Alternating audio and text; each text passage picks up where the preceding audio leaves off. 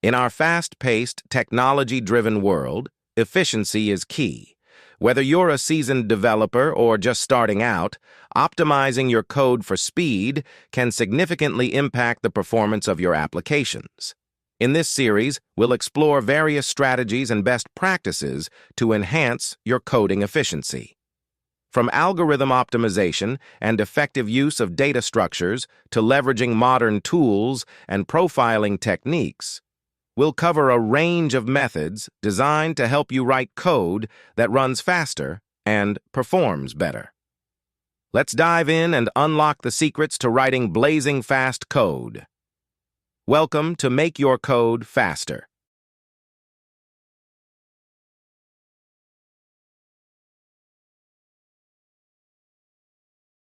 Make your code faster. The art of data structure selection. In the ever-expanding realm of big data and resource-hungry applications, optimizing your code for peak performance is no longer just about speed. Efficient code translates to lower power consumption, a critical factor for battery-powered devices, massive server farms, and eco-conscious development practices. While intricate algorithms and ingenious data structures have their place, sometimes the most impactful improvements can come from seemingly simple tweaks. Today's episode dives into a powerful technique, the art of data structure selection, that can significantly enhance the speed and power efficiency of your code, particularly when working with massive data sets.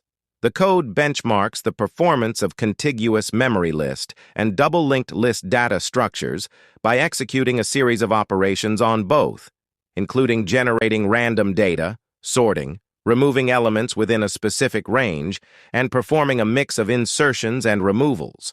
It measures the execution time of each operation to compare the efficiency of the two data structures under different scenarios, highlighting their strengths and weaknesses in terms of memory access patterns and algorithm complexity. The Big O notation is a mathematical notation used to describe the asymptotic behavior of an algorithm's runtime as the input size grows. In simpler terms, it helps us understand how the time taken by an algorithm scales with the size of the input data. O of 1 is constant time. The runtime remains constant regardless of the input size. The line is horizontal, indicating that the time taken doesn't change with n. O log n is logarithmic time.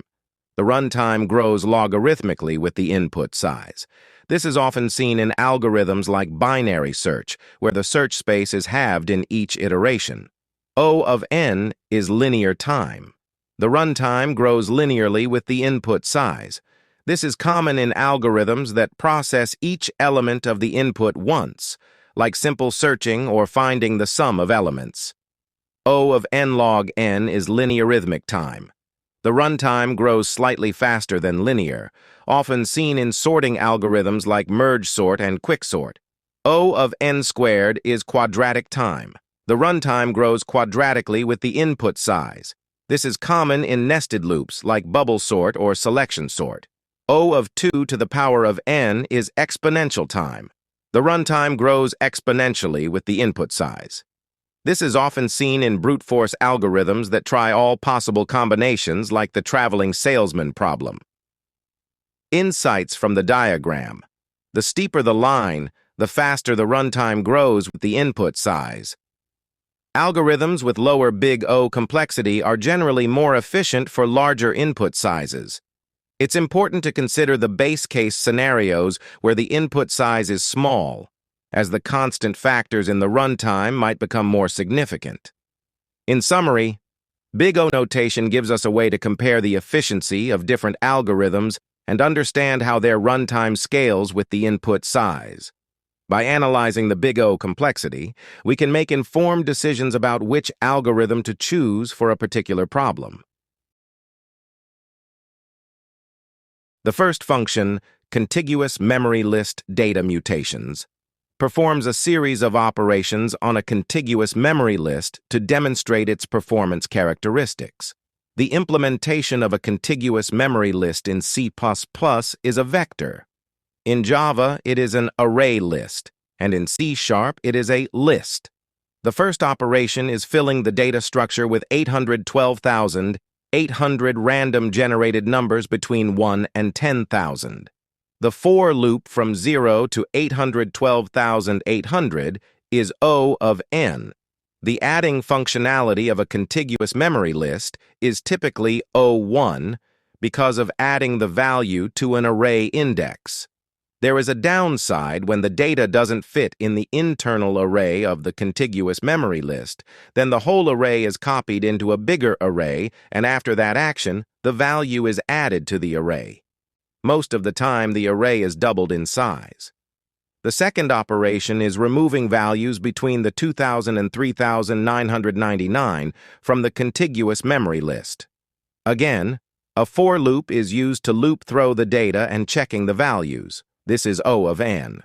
The removal of a value within a contiguous memory list is also O(n) because an erased value within a contiguous memory list will trigger an index relocation of the data has a higher index than the removed index. The third operation is a sortation algorithm. That algorithm will sort the data ascending. In this example, I use the default and optimal version to sort the data for a contiguous memory list and is O(n) log n. As the last operation, I have created a combination of first and second operation. There is a for loop that counts from 20,000 to 30,000 and adds that value to the contiguous memory list. But on every fifth value, the last 3 values will be removed from the contiguous memory list. In the second operation, we saw that the removing triggers a relocation of the data. Lucky in this situation, the removal is done at the end of the contiguous memory list. The operation is still O of n, but in this case, it will be O of 1. The second function, double-linked list data mutations, performs a series of operations on a double-linked list to demonstrate its performance characteristics. The implementation of a double-linked list in C++ is a list. In Java, it is a linked list, and in C#, it is also a linked list. The first operation is filling the data structure with 812,800 random generated numbers between 1 and 10,000. The for loop from 0 to 812,800 is O of n. The adding functionality of a double-linked list is O1. In the adding process, the value is linked with its neighbor value, and last index will be updated with the new value. The second operation is removing values between the 2,000 and 3,999 from the double-linked list. Again, a for loop is used to loop through the data and checking the values. This is O of n. The removal of a value within a double-linked list is O1, because the double-linked list only has to update the neighbor values. The third operation is a sortation algorithm. That algorithm will sort the data ascending. In this example, I use the default and optimal version to sort the data for a double-linked list, and is O(n) squared. As the last operation, I have created a combination of first and second operation.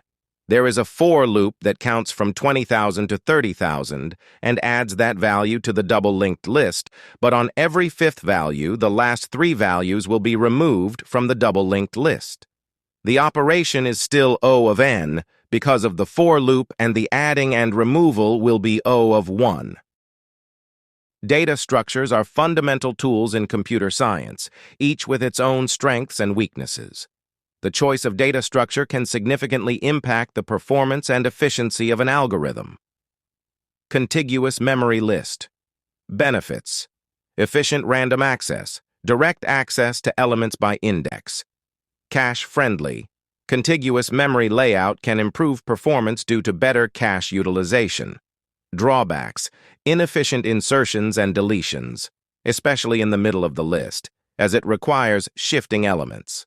Fixed size can require resizing, which can be expensive in terms of time and memory. Double-linked list benefits: efficient insertions and deletions. Elements can be inserted or removed at any position in constant time. Flexible size can grow or shrink dynamically. Drawbacks: less efficient random access, requires traversing the list to reach a specific element. More memory overhead. Each node stores pointers to the previous and next nodes, increasing memory usage. Comparing the operations, filling with random data. Contiguous memory list was generally faster due to efficient memory allocation and direct assignment. Double-linked list was slower due to the overhead of creating and linking nodes. Removing values within a range. Double-linked list was faster, as removing elements from a linked list involves adjusting pointers, which is more efficient than shifting elements in a contiguous memory list. Contiguous memory list was slower due to the need to shift elements after removal. Sorting. Contiguous memory list is typically faster, especially with optimized sorting algorithms like quick sort or merge sort, which can benefit from the contiguous memory layout. Double-linked list was slower due to the need to traverse the list and potentially perform more memory operations. Mixed operations. Double-linked list can be more efficient in this scenario, as it can handle insertions and deletions at the end of the list efficiently. Contiguous memory list may suffer from performance degradation due to potential resizing and element shifting. Conclusion. The optimal choice of data structure depends on the specific use case and the frequency of various operations.